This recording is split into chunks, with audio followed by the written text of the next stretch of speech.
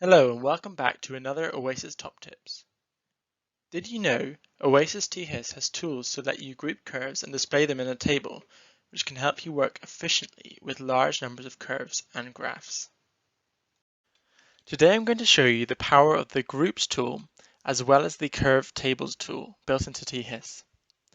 Now just to point out, I'm actually using THIS in a linked session with D3plot. And I tend to find this is what I'll often do because it's useful to have the model there to reference from, or sometimes I extract data from the model and then view that in THIS. Now, I've already loaded up some curves from the model, and I've actually got two models loaded already. And you can see I have quite a lot of curves already.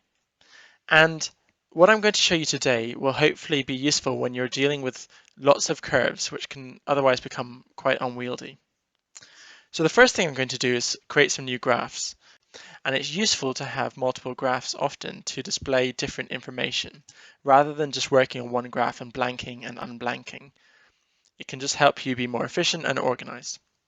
To do that, you click on the graphs button here, and then you enter a number of graphs to create.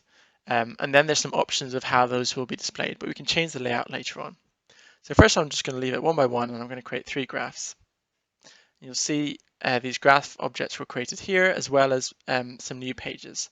Now I can change the layout, click on Manual Page Layout and Advanced here. And then I'm not interested in displaying the model for this tutorial. So what I'm going to do is I'm going to turn off these W1 and W2. Those are the window objects for D3plot models. So I'm turning those ones off. And then on the first page here, I'm going to have all of the graphs displayed. And to do so, I'm going to then change the view to 2 by 2 because there are 4 graphs.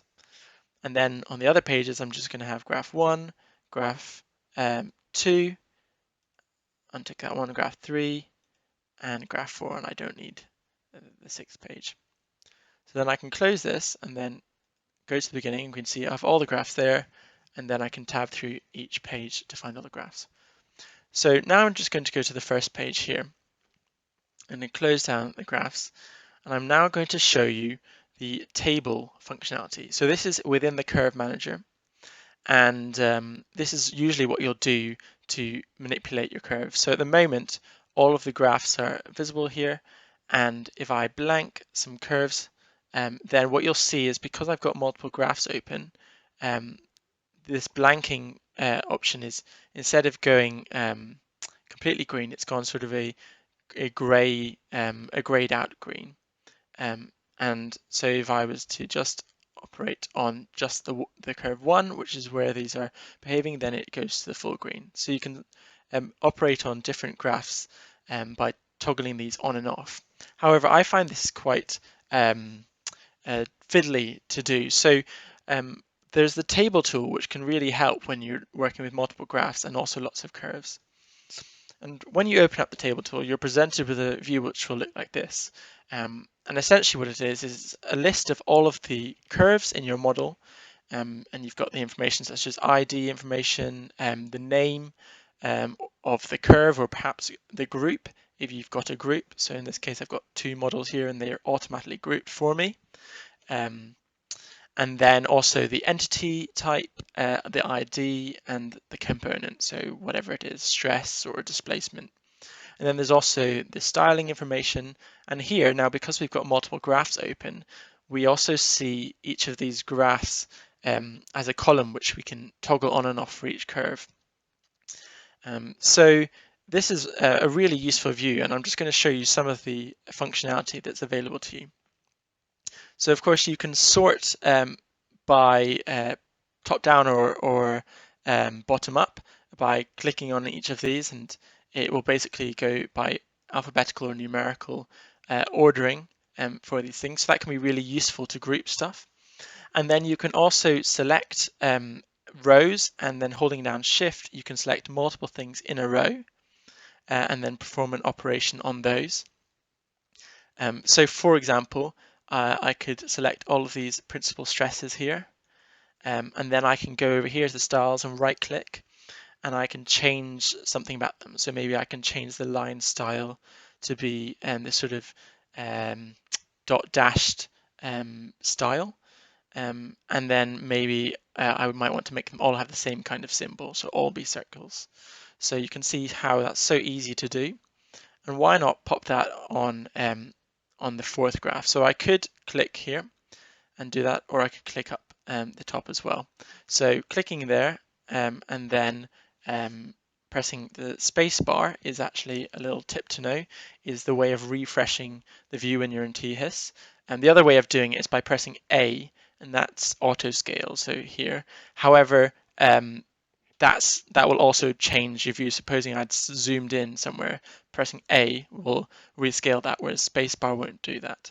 So that's just a little tip as an aside. Okay, so you can also do some filtering in this view, and you can change your view. So first of all, I could add some more information, directory, and I can remove things that I'm not interested in just to clear up the view. So maybe, for example, I'm not interested in changing the styling, then I can hide that one there. And I can show different things, so maybe the minimum positive y in the table. And this information here is important for sort of looking at car crash analysis, but it's not relevant for me at the moment, so I can just unblank those, and that can just clean up my view. And then you can also do master show in table or not, but those will be displayed when you go to and turn on your curve properties here. So there's either option of seeing the graphing buttons or the curve properties. And here you can see all of those things displayed. If there's too many things to fit on, then you'll just get a scroll bar, a horizontal scroll bar to see those things too. And now we have even more power and functionality. We can sort these things again, as we did previously, in ascending or descending order. And we can get some really good control over our data. However, there's even more functionality available to us. So let's suppose I look at my data and I want to get all of the first integration point XY stresses. Now that could be done by me going through here and I sort of click on one. I have to make sure I click in the first column here, and then I hold down Control and click, and that individual clicking. And that's one way of doing it. Or I'm going to show you a better way of doing this, and this is by using the labels. So labels are just a way of getting hold of or keeping track of different tags that you want to sort by. So you can see that I've already got some label in here, XY label, and also the #1 label. So if I turn the #1 label on, you can see that only those things with a hash and a 1 are visible. Groups also appear in this, but they go to the top. When you do that, I've accidentally just cleared all the filters here, so I'm just going to turn those back on. And then what I want to do is also change this from a or to an and that means that it has to have both a #1 and an XY. And you can see at the moment either of those conditions has been met, but not necessarily both of them. So if I scroll down, some of these don't have a #1, but they have XY. So I'll just turn and on. And now you can see my list has shrunk massively, and you can see these weren't in any numerical order, but now I can quite simply click on the first one and then hold down Shift and then right click here, and I'm going to create a group. And then I'm just going to call this XY integration point 1. So this is run out of length. So I'm just going to say integration P1, apply. And now we have this new entity appeared as a group. And so what I can do is, supposing I cleared all my filters now and I lost track of that, I can actually find that group. So that's down here. And I can change to my graph buttons, and I can then choose to put this on a graph. So I might then choose to pop those all on graph 2, pressing spacebar, and now you can see that all of those XY integration point 1 curves are displayed there. And then not only that, so you can filter by type, so nodes and shells. So in this case, that's all I've got displayed. But supposing I had solids or other types, then I could do that too. So I'm just going to do the same operation quickly just to show you how it's done. Highlight them, hold shift, and then create a group here. And this time I'm just going to call this displacements. Apply, and this new group has appeared, and now I can click on that, and then I'm going to move that to curve 3, press space bar again, and that's appeared here. And then I could give this these all some names. So this would be stress XY IP1, oops, XY IP1, and this would be, this is actually all data, so just give that name all. Let's use a defined one. And then here we have some displacement data.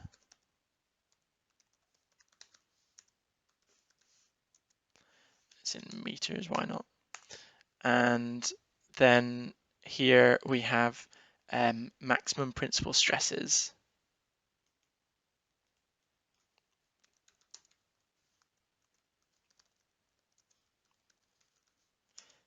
I believe it's integration point 1 as well. Okay, so now I've created all these curves. It can be really easy then to view different information and compare them on one page. And since we made those different pages before, I can also go through each page and get a full screen view of these. And of course, those graphs are the same, so they've all been renamed, which is really handy. So I hope you found that really useful, and I haven't covered all of the functionality here. So feel free to try this out and explore the different options available to you. There's of course like things like renaming and stuff is very easy here as well. So I would definitely recommend you making use of the table tool and also the groups. And just to uh, fully explain groups, there's also this groups tab here, and any of the groups that you've made will appear here. Now you can create the groups in here as well manually, and you can do groups by different things. So you could again just use your holding on shift or control to select different things, or there's some functionality here. So if I changed page, say to this page, I could then select all on this visible page, and then it's only selected just those curves, and then I could apply and make a group there. So I could just say stress XY1. Now I've already got this group, so it's not essential, but that's just another way of doing it. And it can be really useful to organize your models in this way. So I hope you found that really useful, and I look forward to seeing you at the next Oasys Top Tips.